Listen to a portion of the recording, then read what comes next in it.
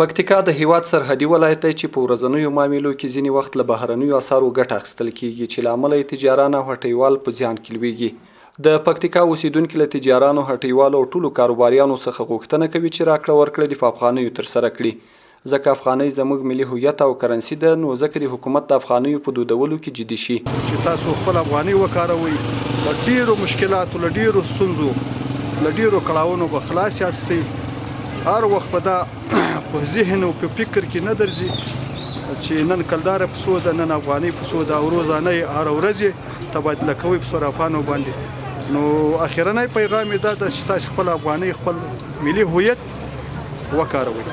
له حکومت څخه مو غوښتنه دا ده چې په سرحدي ولایاتو کې په تدریج سره د افغانیو ترویج لپاره کار وکړي. د دې لپاره چې افغانۍ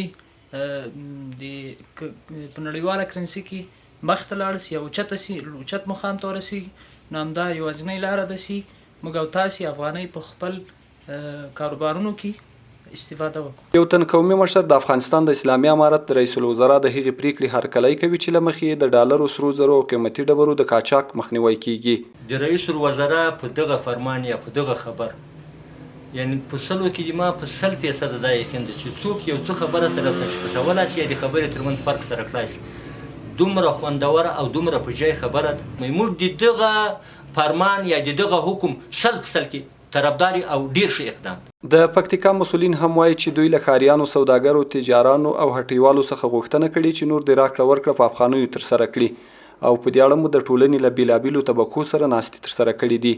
د افغانۍ ترویج په اړه باندې موږ مختلف کمپاینونه کړي دي مختلفو تجارانو سره، او د مرکز، د اورګون، د خیرکوټ مختلفو بازارونو چې کوم کمیټې دي د هغوی له تجارانو سره مجلسونه کړي دي وخت په وخت باندې، او کوشش او هڅه هم دا کړې ده تر څو دغه افغانۍ ترویج شي. پاتې دې نه وي چې خلک له حکومت څخه په تدریجي ډول د افغانیو د ترویج غوښتنه کوي.